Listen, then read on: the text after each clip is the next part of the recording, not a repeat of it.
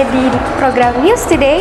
Pemirsa, hari ini kami akan mengangkat isu serius tentang hubungan antara negara dan warga negara melalui kasus eksploitasi warga negara Indonesia di luar negeri. Beberapa tahun terakhir, berbagai laporan mengungkap adanya praktik perdagangan, kerja paksa, hingga penyiksaan yang dialami WNI di Kamboja dan negara sekitarnya. Kasus-kasus ini memunculkan satu pertanyaan penting: sejauh mana negara melindungi warga negaranya? Berikut laporan selengkapnya. Pemirsa, kasus pertama datang dari seorang pemuda Indonesia yang bernama Soleh Dermawan, berusia 24 tahun. Soleh awalnya dijanjikan pekerjaan sebagai koki di Thailand dengan gaji yang menggiurkan. Proses perekrutannya pun cenderung cepat dan tidak melalui jalur resmi. Namun sesampainya di luar negeri, Soleh tidak pernah bekerja sebagai koki. Ia justru berpindah tangan dari agen satu ke agen yang lainnya dan menjadi korban tindak kejahatan terorganisir. Soleh akhirnya ditemukan meninggal dunia jauh dari tanah air. Kasus ini menunjukkan betapa rentannya warga negara kita ketika berangkat melalui jalur ilegal, tanpa perlindungan negara dan tanpa pengawasan yang resmi. Kasus berikutnya dialami oleh seorang WNI asal Aceh yang dikenal dengan Mam Bilal. Bilal berangkat ke Kamboja dengan iming-iming pekerjaan sebagai staf digital marketing. Namun kenyataannya, ia dipaksa bekerja sebagai online scammer.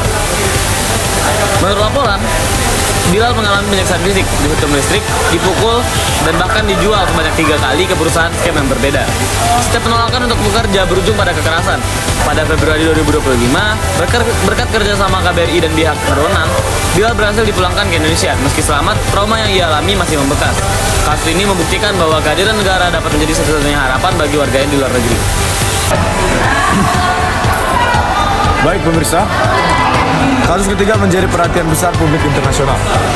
Lebih dari 180 warga negara Indonesia dilaporkan kabur dari sebuah kompleks markas secara online di kota Ba Phet, tepatnya di Kamboja.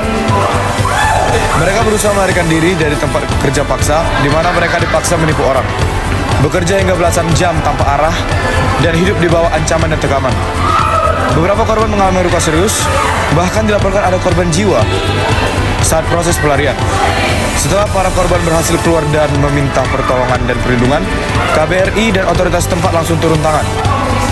Ratusan WNI akhirnya diamankan dan sebagian besar dipulangkan ke Indonesia. Peristiwa ini memperlihatkan bahwa perlindungan negara tetap menjadi kunci untuk keselamatan warga. Dalam rangkaian peristiwa tersebut, kita dapat memahami makna hubungan antara negara dan warga negara. Warga negara memiliki hak atas perlindungan, keamanan, dan keselamatan, baik di dalam negeri maupun luar negeri. Sebaliknya, negara memiliki kewajiban hukum dan moral untuk melindungi warga negaranya. Namun, warga negara juga memiliki tanggung jawab untuk menaati peraturan, menggunakan jalur resmi ketika bekerja ke luar negeri, serta menghindari perekrutan ilegal. Ketika satu pihak lalai, maka resiko pelanggaran hak asasi manusia akan semakin besar, seperti yang dialami para korban pada kasus ini.